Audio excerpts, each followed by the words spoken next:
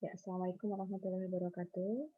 Ya, Alhamdulillah kita ketemu lagi di pertemuan untuk mata kuliah PKDM ya. Untuk hari ini, mata kuliah yang akan kita pelajari, mata ajarnya itu tentang kebutuhan dasar manusia, khususnya untuk bagian kebutuhan oksigenasi. Sebelum kita mulai untuk perkuliahan hari ini, mari kita awali dengan berdoa bersama. Semoga berjalan lancar perkuliahannya. Doa dipersilakan.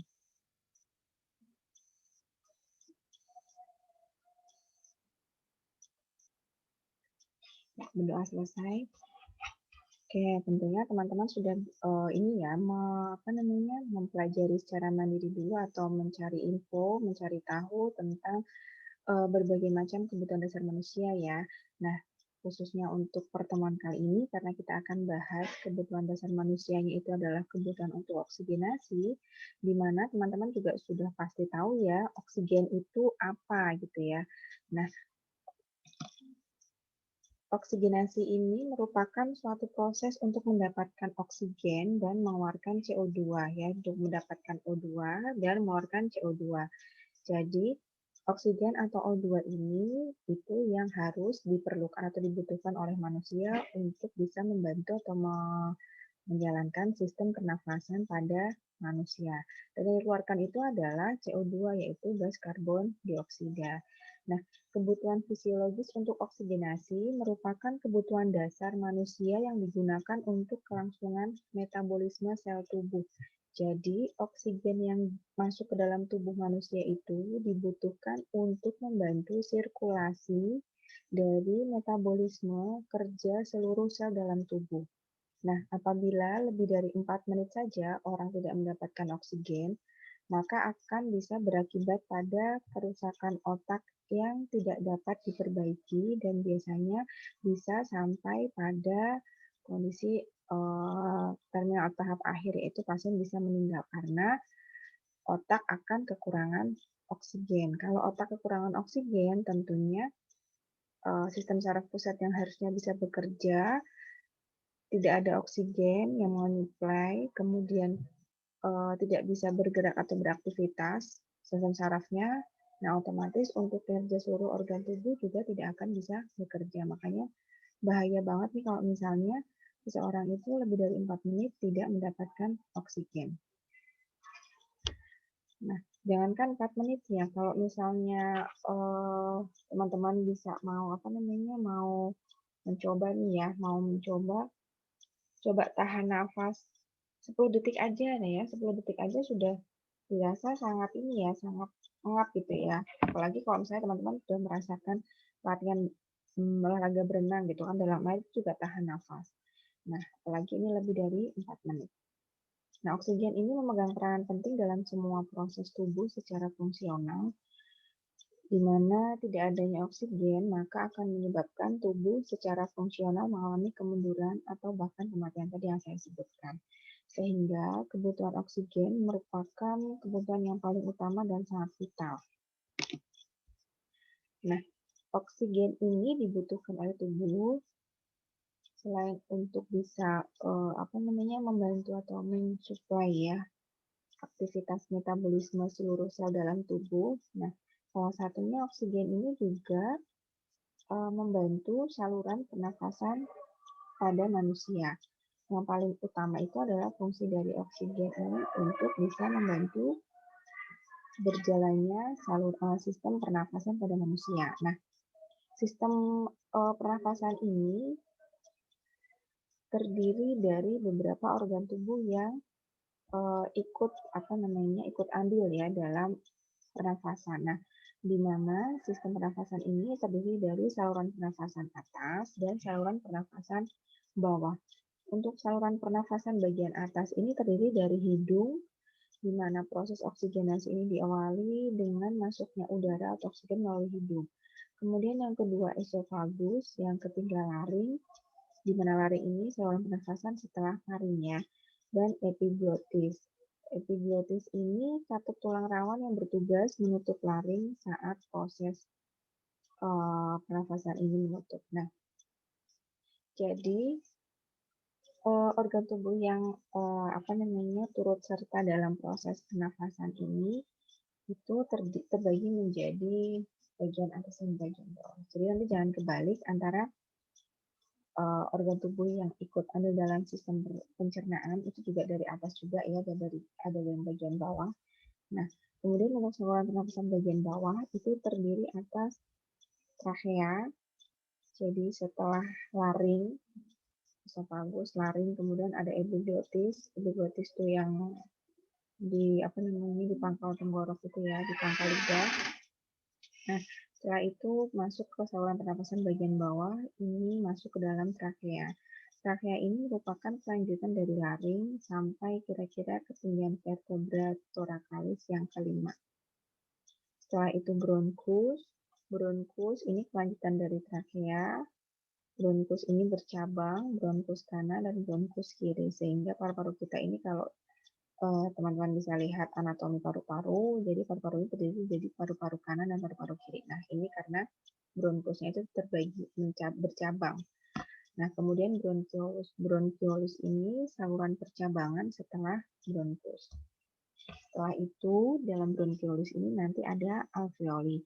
Alveoli ini merupakan kantung udara tempat terjadinya pertukaran oksigen dengan karbon dioksida.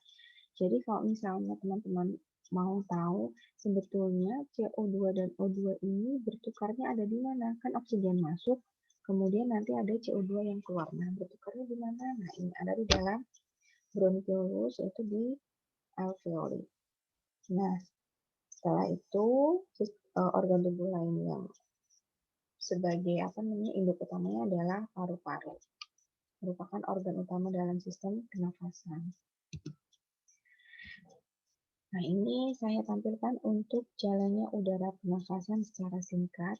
Jadi untuk pernafasan tadi yang sudah saya paparkan singkat ya. Jadi karena sistem pernafasan ini terdiri dari saluran pernafasan atas dan saluran pernafasan bawah, sehingga nanti untuk saluran pernafasan atas itu mulai udara itu masuk melalui lubang hidung. Oksigen masuk melalui hidung, kemudian melewati nasofaring, kemudian melewati oral faring, melewati glotis, masuk ke trachea, kemudian masuk ke percabangan trachea yang disebut bronkus ya. Jadi habis masuk trachea, kemudian ke bronkus, kemudian masuk lagi ke bronkiolus, dan terakhir itu ke gelembung tadi ya, kantong udara disebut alveolus. Jadi alveoli tadi ya, alveolus banyak ini dinamakan alveoli. Nah, di sanalah akan terjadi pertukaran udara antara oksigen dan CO2. Nah, untuk sistem pernafasan ini sendiri, pernafasan pada manusia itu terdiri dari dua pernafasan, itu ada pernafasan dada dan pernafasan perut. Nah, untuk pernafasan dada, teman-teman bisa juga merasakan ya nanti. Untuk pernafasan dada ini merupakan pernafasan yang melibatkan otot antar tulang rusuk. Ya. Jadi teman-teman bisa lihat nanti anatominya atau bisa meraba pada dada diri sendiri. Di sana ada tulang rusuk ya, jadi tulang rusuknya bisa kalian coba amati, dipegang. Nah, setelah tahu, nanti yang namanya pernapasan dada itu jadi melibatkan otot tulang rusuk itu. Jadi nanti akan terasa dadanya itu mengembang. Nah, mekanisme inspirasi atau udara masuk ya dan ekspirasi ini juga akan berbeda antara pernafasan dada dan pernafasan perut. Dimana kalau untuk inspirasinya pernafasan dada, jadi otot antar tulang rusuk ini nanti akan berkontraksi, mengembang, tulang rusuknya terangkat. Nah, di sini berarti kalau otot tulang rusuknya berkontraksi, tulang rusuknya terangkat, katakan paru-parunya mengembang. Nah, tekanan udara dalam paru-paru menjadi lebih kecil, sehingga udara masuk ke paru-paru. Nah, jadi pada saat teman-teman merasakan dadanya ini mengembang, tarik nafas gitu ya, dirasakan, nah kemudian sambil dipegang dadanya mengembang, ini berarti udara dari luar masuk ke dalam paru-paru atau oksigennya masuk. Nah, sekarang kebalikannya, mekanisme ekspirasi atau pengeluaran udara dari dari paru-paru. Nah, jadi otot antar tulang rusuknya relaksasi, mulai mengempis, tulang rusuknya menurun, paru-paru menyusut, tekanan udara dalam paru-paru lebih besar sehingga udara keluar dari paru-paru. Ya, coba silahkan dipraktekkan untuk sistem pernafasan yang pernafasan dada. Pernafasan dada sambil dipegang dengan kedua tangan boleh bagian dadanya. Kemudian tarik nafas, rasakan pengembangan dada, kemudian hembuskan. Ya, terasa? Ya, pastinya sudah bisa terasa antara dada yang mengembang, ya, jadi paru-paru mengembang udara masuk dan paru-paru yang mengempis atau paru-paru menyusut ini karena udaranya keluar. Nah, pernafasan yang kedua itu adalah pernafasan perut. Jadi kalau pernafasan perut ini yang dilibatkan adalah otot diafragma. Kalau pernafasan dada tadi yang dilibatkan adalah otot antar tulang rusuk, kalau perut ini adalah pernafasan otot diafragma. Nah, adapun untuk mekanisme inspirasi, jadi proses inspirasi, istilahnya masuk udara dengan pernafasan perut ini adalah sebagai berikut. Jadi, diafragma itu adalah sekap antar rongga dada dengan perut ya. Jadi antara dada dan perut ini ada seperti apa namanya pembatas. Nah itu namanya diafragma. Nah pada saat diafragma ini berkontraksi, posisi dari belengkung menjadi datar, paru-parunya mengembang, tekanan udara dalam paru-paru lebih kecil sehingga udara masuk. Jadi pada saat tadi teman-teman merasakan dadanya mengembang, ini nanti di bawah apa namanya tulang rusuk ini akan dalam istilahnya kayak tertinggal. Nah, jadi menjadi posisi datar. Inilah ketika udara atau O2-nya itu masuk. Nah, untuk respirasinya kebalikan. Otot diafragmanya relaksasi, posisi dari datar kembali melengkung. Jadi pada saat kita mengeluarkan nafas, akan terasa di diafragma ini kembali ke posisi semula atau melengkung. Nah, sehingga teman-teman nanti bisa mencoba melatih sendiri membedakan mana yang pernafasan dada dan mana pernafasan perut. Jadi kalau pernafasan perut nanti bisa dilihat juga kembang-kembisnya perut ya, karena tadi terkait dengan apa namanya diafragma tadi. Nah, adapun untuk fisiologi dari sistem pernafasan, ini untuk proses bernafas ini terdiri dari 3 bagian, yaitu ventilasi, difusi, dan transport. Nah, untuk ventilasi ini merupakan masuk, jadi proses masuk dan keluarnya udara atmosfer dari alveolus ke paru-paru. Dari alveolus ke paru-paru, atau dari paru-paru dari tadi ya, dari hidung, trachea, kemudian bronkus masuk ke dalam alveolus atau alveoli. Jadi masuk bergantian. Ini namanya proses ventilasi.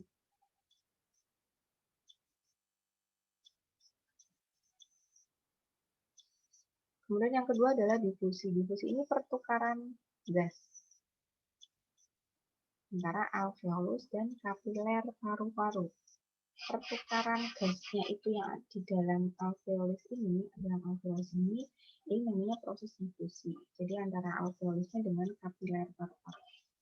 Sedangkan untuk transport yaitu pengangkutan oksigen melalui darah ke sel-sel jaringan tubuh dan sebaliknya. Karbon dioksida dari jaringan tubuh ke kapiler. Jadi ini disebarluaskan ke seluruh tubuh, ke organ sel-sel seluruh tubuh ya.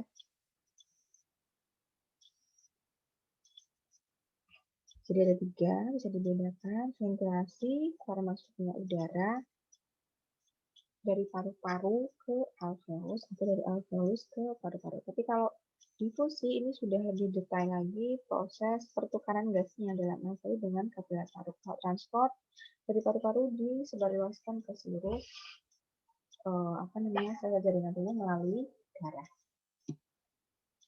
Nah, dalam sistem pernafasan kita, tentunya setiap individu, setiap manusia itu ada yang juga mengalami kondisi patologis dari sistem pernafasan atau kondisi yang apa namanya tidak normal gitu ya dari kondisi sistem pernafasan yang seharusnya.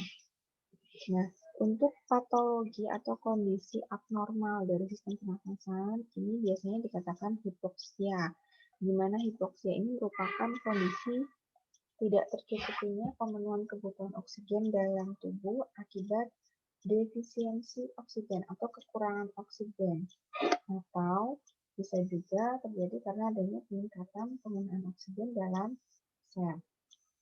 Nah, karena adanya hipoksia ini, karena adanya defisiensi oksigen ini, sehingga bisa menyebabkan adanya perubahan pola pernafasan, antara lain tachypnea. Nah, tachypnea ini pernafasan yang frekuensinya lebih dari 24 kali per menit ya. Untuk apa namanya? Frekuensi nafas yang normal itu berapa frekuensinya? Antara 16 sampai 24 kali per menit sekali. Nah, jadi kalau tachypnea itu lebih dari 24, bradypnea lambat sekali sampai kurang dari 10 kali per menit.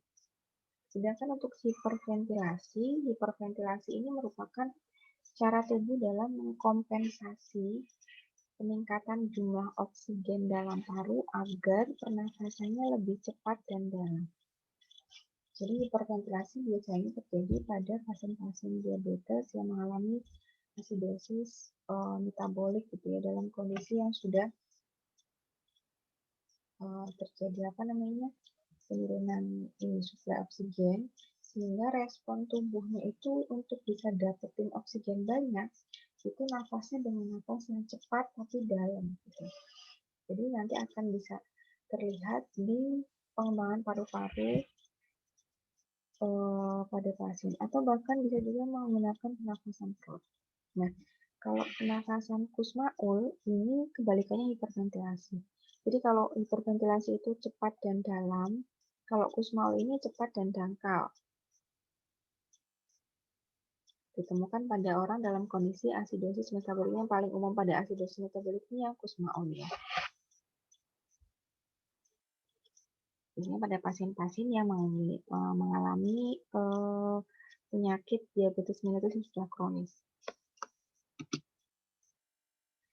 Kemudian ada hipoventilasi. Nah, hipoventilasi ini merupakan upaya tubuh untuk mengeluarkan karbon dioksida dengan cukup yang dilakukan pada saat ventilasi alveolar.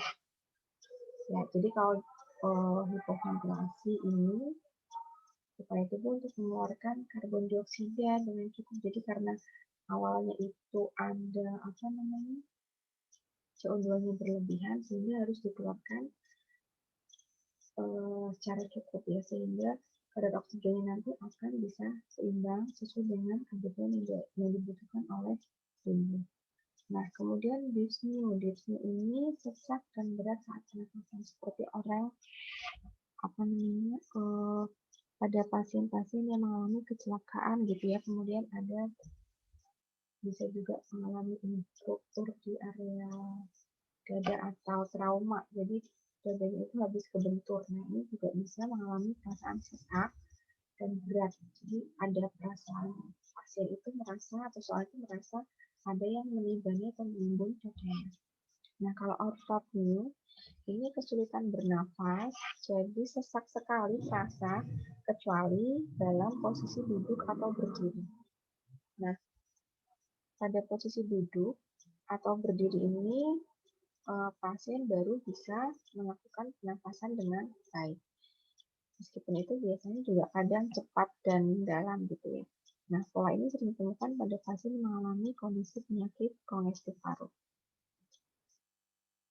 Ada lagi Chin-Stokes ya, ini merupakan siklus pernafasan yang amplitudenya jadi naik turun, berhenti, kemudian mulai lagi dari siklus baru. Jadi cepat, lambat, berhenti, mulai lagi, cepat, lambat, seperti itu. Nah, pernafasan paradoksial ini merupakan pernafasan yang ditandai dengan pergerakan dinding paru yang berlawanan arah dari keadaan normal. Biasanya ditemukan pada keadaan atelektasis. Kemudian biot pernafasan dengan irama yang mirip dengan Chinstock, tapi amplitudenya sangat tidak teratur. Kalau tadi Chinstock itu lebih teratur ya, cepat lambat, berhenti cepat lambat, teratur ritmenya. Kalau biot ini tidak teratur. Stridor ini merupakan pernafasan bisu yang terjadi karena adanya penyempitan pada saluran nafas. Saluran nafasnya itu ada benda asing yang masuk, misalnya ada debu atau alergen gitu yang masuk sehingga yang tadinya trakeanya misalnya bebas ya, tidak ada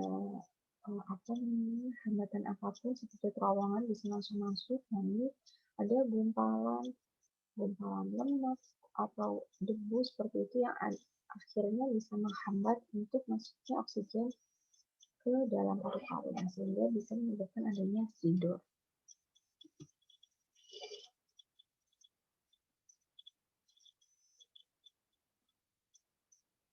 Nah, untuk pertukaran gas bisa juga terjadi kondisi patologis perubahan pada pertukaran gas, perubahan pernafasan pada pertukaran gas ini. Tanda klinisnya antara lain dyspnea pada usaha nafas dengan bibir pada fase ekspirasi yang panjang, agitasi, jantung berdebar-debar, lelah atau letargi, jadi merasa kelelahan, ngos-ngosan, meningkatnya tahanan vaskular paru, menurunnya saturasi oksigen, dan meningkatnya PaCO2. Kemudian bisa juga terjadi cyanosis, bibir kebiruan atau terasa dingin gitu ya.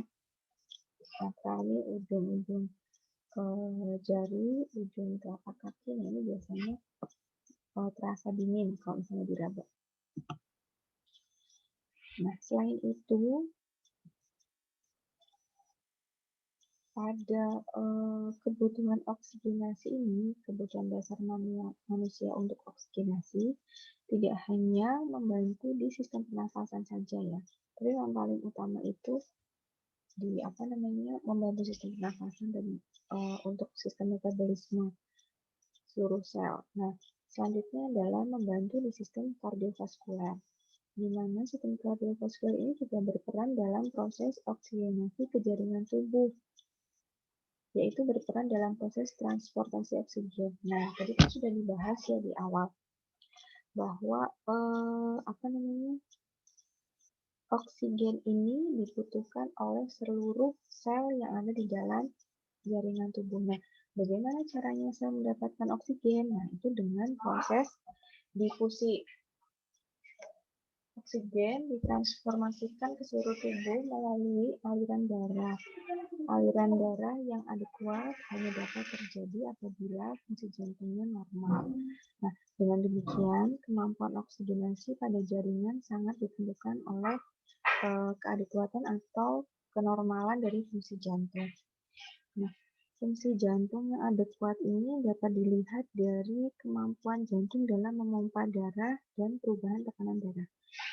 Jadi jantung yang normal itu akan ditunjukkan dengan frekuensi denyut jantung yang normal pula, kemudian tekanan darah yang normal pula. Tekanan darah normal berapa?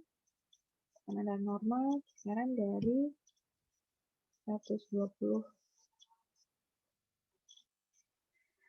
per 100. Ya, betul sekali. Antara 100 per 120 gitu ya.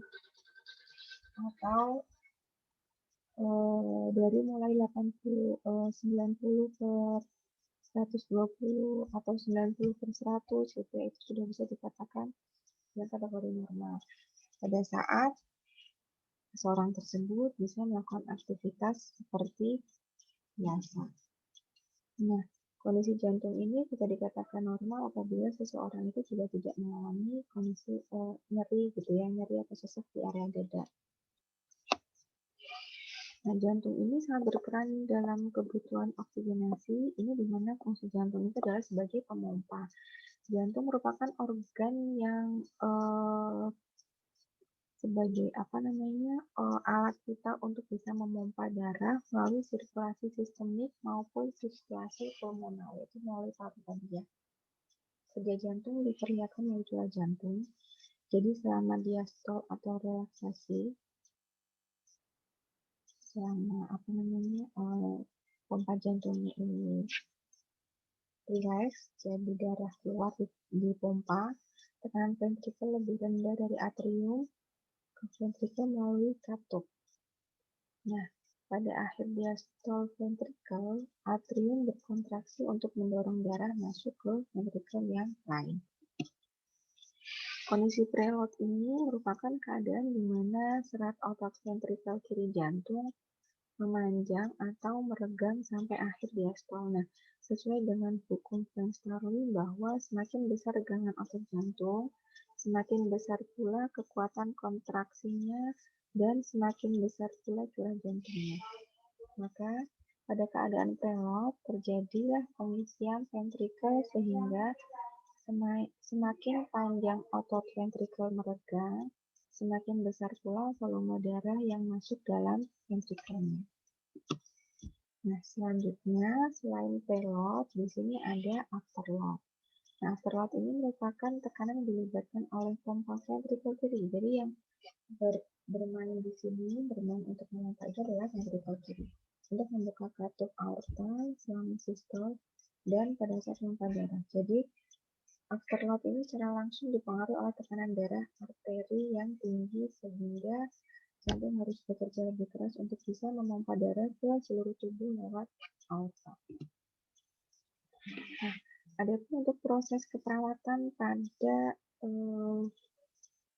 sistem pernafasan ini, jadi untuk bisa mengkaji, dimulai dengan mengumpulkan data tentang biota pasien, keluhan utama, riwayatnya pasien, ya, kemudian riwayat perkembangan kesehatan, riwayat kehidupan keluarga, riwayat sosial, riwayat psikologis, spiritual, pemeriksaan fisik. Nah, untuk hidung dan sinus, ya, hidung ini juga perlu ada pemeriksaan fisik, inspeksi, palpasi, gitu ya. Kemudian faring juga diinspeksi, palpasi. Terakhir juga, jadi harus diraba, kemudian ditekan juga, dilihat, ya. Nah, apakah bentuknya simetris atau tidak, kemudian warnanya seperti apa, ada benjolan atau tidak. Nah, untuk toraks ini juga diinspeksi posturnya pada saat pasien bernafas, pengembangan dadanya simetris atau tidak, kemudian saat bernafas ini nafasnya frekuensi normal atau tidak, atau dia pernafasan yang cepat dan dalam. Nah, kemudian dilihat juga ada otot bantu pernafasan atau tidak. Nah, jadi kalau ada otot bantu pernafasan nanti akan terlihat di pengembangan dadanya.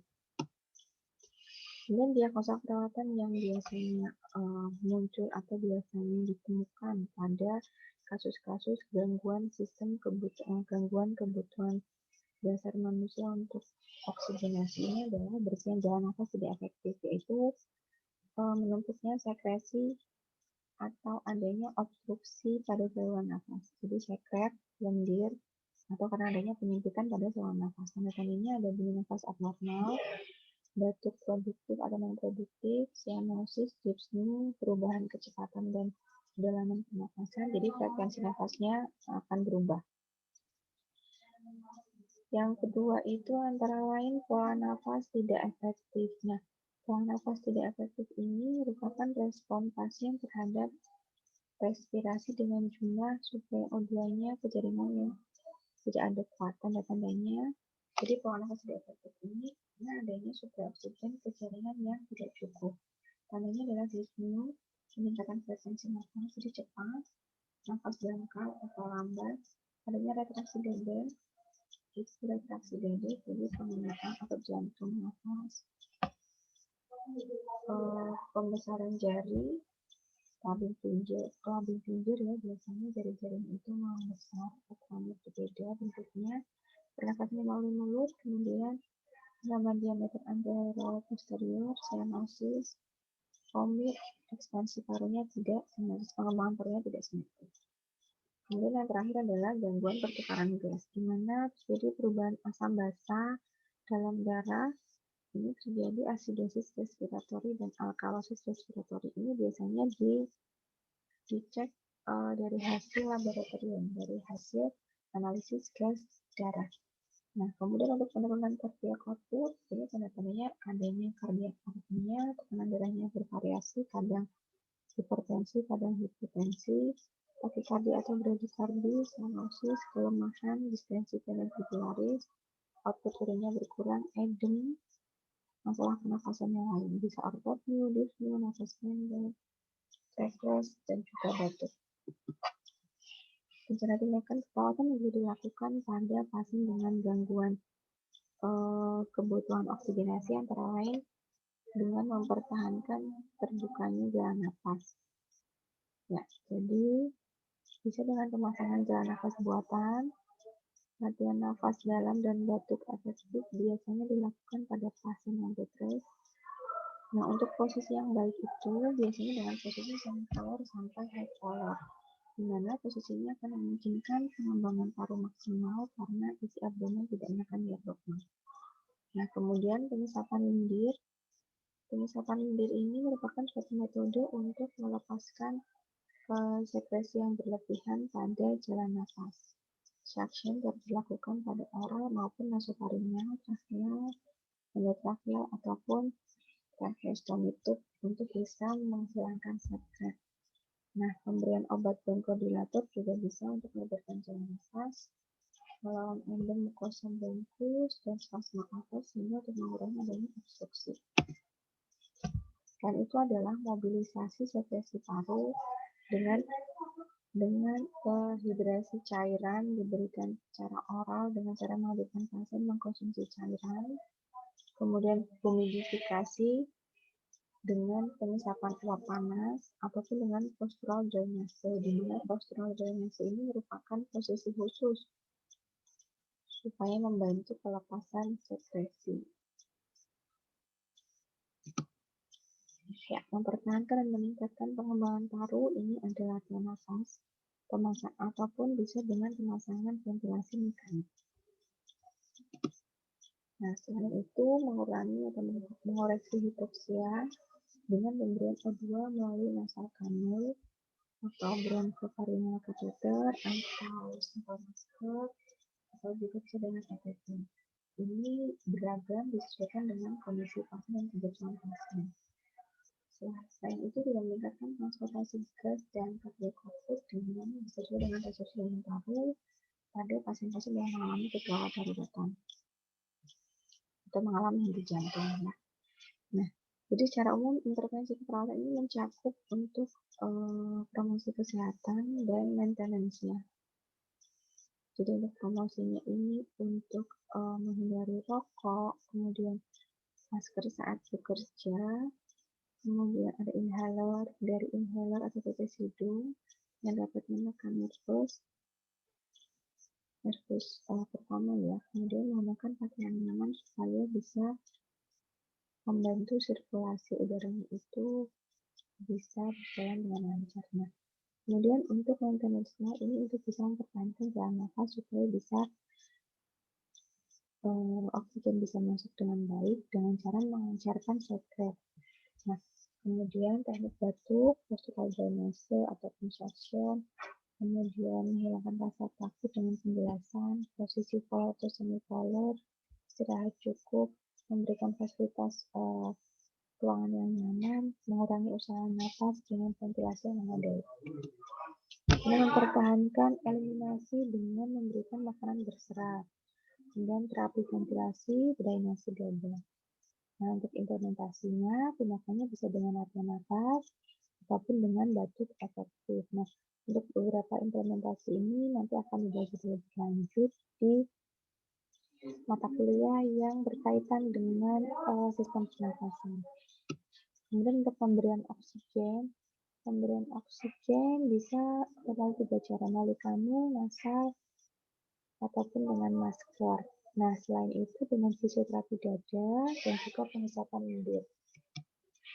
Nah, evaluasi perawatan yang diharapkan pada pasien yang mengalami gangguan oksigenasi itu diharapkan dapat mempertahankan jalan nafas secara efektif, ditunjukkan dengan kemampuan untuk bernafas, jalan nafasnya bersih, tidak ada sumbatan, frekuensi, irama dan kedalaman nafas normal. Kedua, mempertahankan pola nafas secara efektif. Ketiga, meningkatkan perfusi jaringan yang ditunjukkan dengan kemampuan pengisian kapiler, frekuensi, irama, kecepatan nadi dalam batas normal.